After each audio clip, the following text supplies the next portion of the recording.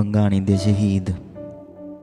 ਹਿਮਾਲਾ ਪਰਬਤ ਦੀਆਂ ਪਹਾੜੀਆਂ ਦੇ ਵਿਚਕਾਰ ਨਾਹਨ ਰਿਆਸਤ ਵਿੱਚ ਪੌਂਟੇ ਨੇੜੇ ਭੰਗਾਣੀ ਦੇ ਅਸਥਾਨ 'ਤੇ ਗੁਰੂ ਗੋਬਿੰਦ ਸਿੰਘ ਜੀ ਨੇ ਆਪਣੇ ਜੀਵਨ ਦੀ ਪਹਿਲੀ ਲੜਾਈ 22 ਧਾਰ ਦੇ ਰਾਜਿਆਂ ਨਾਲ ਲੜੀ ਤੇ ਉਸ ਵਿੱਚ ਆਪਣੇ ਸੈਂਕੜੇ ਫੌਜੀ ਜਵਾਨ ਪਠਾਣਾਂ 'ਤੇ ਉਦਾਸੀਆਂ ਦੇ ਛੱਡ ਜਾਣ ਦੇ ਬਾਵਜੂਦ ਆਪਣੇ ਜਾਂਬਾਜ਼ ਸਿੱਖਾਂ ਸ਼ਰਧਾਲੂਆਂ ਦੇ ਉਦਮ ਨਾਲ ਸ਼ਾਨਦਾਰ ਫਤਿਹ ਪਾਈ। ਇਹ ਮਹਾਨ ਤੇ ਇਤਿਹਾਸਕ ਯੁੱਧ ਫਰਵਰੀ ਸੰਨ 1686 ਨੂੰ ਲੜਿਆ ਗਿਆ ਤੇ ਇਸ ਵਿੱਚ ਅਨੇਕਾਂ ਸਿੱਖਾਂ ਨੇ ਸ਼ਹੀਦੀ ਪ੍ਰਾਪਤ ਕੀਤੀ। ਇਸ ਯੁੱਧ ਵਿੱਚ ਪੀਰ ਬੁੱਧੂ ਸ਼ਾਹ ਦੇ ਪੁੱਤਰ ਤੇ ਭਾਈ ਜੀਤ ਮਲ ਤੇ ਭਾਈ ਸੰਗੋ ਜੀ ਦੀ ਸ਼ਹਾਦਤ ਖਾਸ ਵਰਣਨਯੋਗ ਹੈ। ਭਾਈ ਸੁੱਖਾ ਸਿੰਘ ਦੇ ਗੁਰਬਿਲਾਸ ਵਿੱਚ ਦੱਸਿਆ ਗਿਆ ਹੈ ਕਿ ਭੰਗਾਣੀ ਦਾ ਯੁੱਧ 1699 ਈਸਵੀ ਵਿੱਚ ਹੋਇਆ, ਪਰ ਇਹ ਤਾਰੀਖ ਤੇ ਸਾਲ ਠੀਕ ਨਹੀਂ। ਗੁਰੂ ਗੋਬਿੰਦ ਸਿੰਘ ਜੀ ਨੇ ਇਸ ਲੜਾਈ ਵਿੱਚ ਹਿੱਸਾ ਲੈਣ ਤੇ ਪੀਰ ਬੁੱਧੂ ਸ਼ਾਹ ਨੂੰ ਜੋ ਪ੍ਰਸ਼ੰਸਾ ਦੀ ਚਿੱਠੀ ਦਿੱਤੀ ਸੀ, ਉਹ ਫੱਗਣ ਸੂਦੀ 12 ਬਿਕਰਮੇ 1743 ਦੀ ਲਿਖੀ ਹੈ। ਇਸ ਹਿਸਾਬ ਨਾਲ ਇਹ ਤਾਰੀਖ 25 ਫਰਵਰੀ 1686 ਬਣਦੀ ਹੈ। ਇਹ ਚਿੱਠੀ ਜ਼ਰੂਰੀ ਤੌਰ ਤੇ ਲੜਾਈ ਪਿੱਛੋਂ ਤੁਰੰਤ ਦਿੱਤੀ ਗਈ ਹੋਵੇਗੀ। ਸੂਰਜ ਪ੍ਰਕਾਸ਼ ਵਿੱਚ ਲਿਖਿਆ ਹੈ ਕਿ ਪੌਂਟੇ ਤੋਂ ਅਨੰਦਪੁਰ ਸਾਹਿਬ ਆਉਣ ਤੋਂ 9 ਮਹੀਨੇ ਪਹਿਲਾਂ ਗੁਰੂ ਗੋਬਿੰਦ ਸਿੰਘ ਜੀ ਦੇ ਘਰ ਵੱਡੇ ਸਾਹਿਬਜ਼ਾਦੇ ਬਾਬਾ ਅਜੀਤ ਸਿੰਘ ਦਾ ਜਨਮ ਹੋਇਆ। ਇਹ ਜਨਮ 9 ਨਵੰਬਰ 1686 ਈਸਵੀ ਦਾ ਹੈ।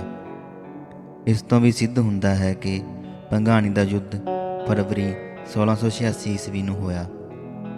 ਨੌਵੇਂ ਗੁਰੂ ਦੀ ਸ਼ਹੀਦੀ ਦਾ ਅਸਰ ਦਸਮ ਪਾਤਸ਼ਾਹ ਦੇ ਮਨ 'ਤੇ ਬਹੁਤ ਹੋਇਆ ਤੇ ਉਹਨਾਂ ਜ਼ੁਲਮ ਜ਼ਬਰ ਤੇ ਵਧੀਕੀ ਦਾ ਟਾਕਰਾ ਕਰਨ ਲਈ ਨਿੱਘਰ ਪ੍ਰੋਗਰਾਮ ਸੋਚਣਾ ਸ਼ੁਰੂ ਕਰ ਦਿੱਤਾ।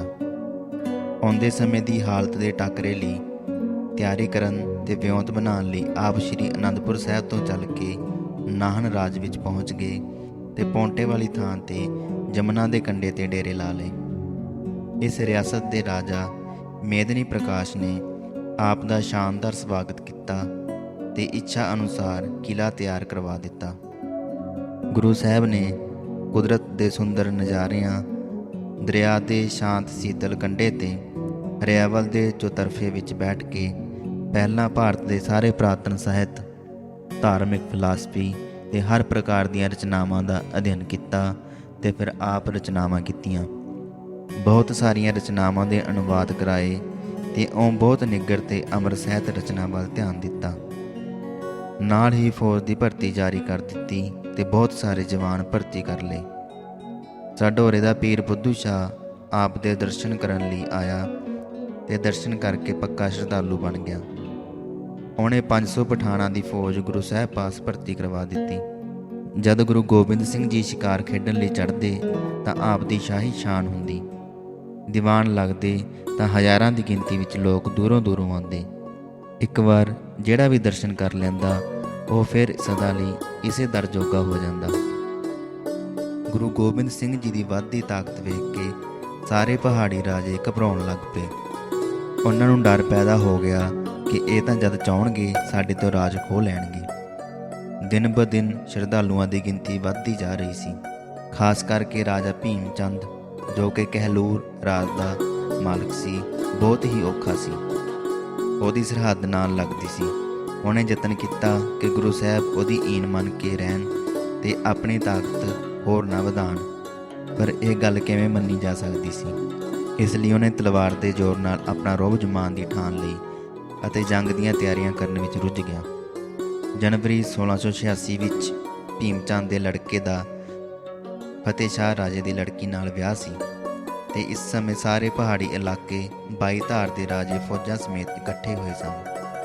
ਕੁਝ ਜੰਜ ਭੀਮ ਚੰਦ ਨਾਲ ਲੈ ਕੇ ਆਇਆ ਤੇ ਕੁਝ ਫਤਿਹ ਸ਼ਾਹ ਰਾਜੇ ਦੇ ਘਰ ਪਹੁੰਚੇ ਹੋਏ ਸਨ। ਭੀਮ ਚੰਦ ਨੇ ਸੋਚਿਆ ਕਿ ਇਸ ਤੋਂ ਚੰਗਾ ਵਕਤ ਹੋਰ ਨਹੀਂ ਮਿਲਣਾ। ਫਿਰ ਸਾਰੇ ਰਾਜਿਆਂ ਦਾ ਇਕੱਠ ਹੋਣਾ ਮੁਸ਼ਕਲ ਹੈ, ਇਸ ਲਈ ਕਿਉਂ ਨਾ ਚੜ੍ਹਾਈ ਕਰ ਦਿੱਤੀ ਜਾਏ ਤੇ ਉੱਠ ਰਹੀ ਨਵੀਂ ਤਾਕਤ ਨੂੰ ਖਤਮ ਕਰ ਦਿੱਤਾ ਜਾਏ। ਇਸ ਨਾਲ ਇੱਕ ਤਾਂ ਆਪਣਾ ਖਤਰਾ ਟਲ ਜਾਏਗਾ ਤੇ ਦੂਜਾ ਮੁਗਲ ਸਰਕਾਰ ਵੀ ਸਾਡੇ 'ਤੇ ਖੁਸ਼ ਹੋ ਜਾਵੇਗੀ। ਔਰੰਗਜ਼ੇਬ, ਜਿਸ ਨੇ ਗੁਰੂ ਤੇਗ ਬਹਾਦਰ ਨੂੰ ਦਿੱਲੀ ਵਿੱਚ ਸ਼ਹੀਦ ਕੀਤਾ ਹੈ, ਉਹ ਤਾਂ ਖਾਸ ਤੌਰ 'ਤੇ ਪ੍ਰਸੰਨ ਹੋ ਜਾਏਗਾ। ਭੀਮ ਚੰਦ ਦੀ ਅਗਵਾਈ ਵਿੱਚ ਸਾਰੇ ਰਾਜਿਆਂ ਨੇ ਗੁਰੂ ਸਾਹਿਬ ਤੇ ਚੜ੍ਹਾਈ ਕਰ ਦਿੱਤੀ। ਨਾਲ ਹੀ ਉਹਨਾਂ ਗੁਰੂ ਸਾਹਿਬ ਦੀ ਫੌਜ ਦੇ 500 ਪਠਾਨਾਂ ਨਾਲ ਗੱਠਜੋੜ ਕਰ ਲਿਆ ਤੇ ਐਨ ਜਦ ਗੁਰੂ ਸਾਹਿਬ ਨੇ ਫੌਜ ਨੂੰ ਮੁਕਾਬਲੇ ਲਈ ਤਿਆਰੀ ਦਾ ਹੁਕਮ ਦਿੱਤਾ ਤਾਂ ਉਹ 500 ਪਠਾਨ ਨੌਕਰੀ ਛੱਡ ਕੇ ਚਲੇ ਗਏ ਤੇ ਫਿਰ ਪਹਾੜੀ ਰਾਜਿਆਂ ਦੇ ਨਾਲ ਜਾ ਮਿਲੇ। ਬਹੁਤ ਸਾਰੇ ਉਦਾਸੀ ਗੁਰੂ ਸਾਹਿਬ ਦੇ ਡੇਰੇ ਰਹਿੰਦੇ ਸਨ, ਉਹ ਵੀ ਸਾਰੇ ਚਲੇ ਗਏ। ਪਰ ਗੁਰੂ ਸਾਹਿਬ ਤੇ ਉਹਨਾਂ ਦੇ ਸਿਰਲੱਥ ਯੋਧਿਆਂ ਤੇ ਇਸ ਗੱਲ ਦਾ ਕੋਈ ਅਸਰ ਨਾ ਪਿਆ। ਉਹਨਾਂ ਨੇ ਆਪਣੇ ਸੀਸ ਤਲੀ ਤੇ ਰੱਖੇ ਹੋਏ ਸਨ ਤੇ ਇਸ ਸਮੇਂ ਲੜਨ ਮਰਨ ਲਈ ਤਿਆਰ ਸਨ।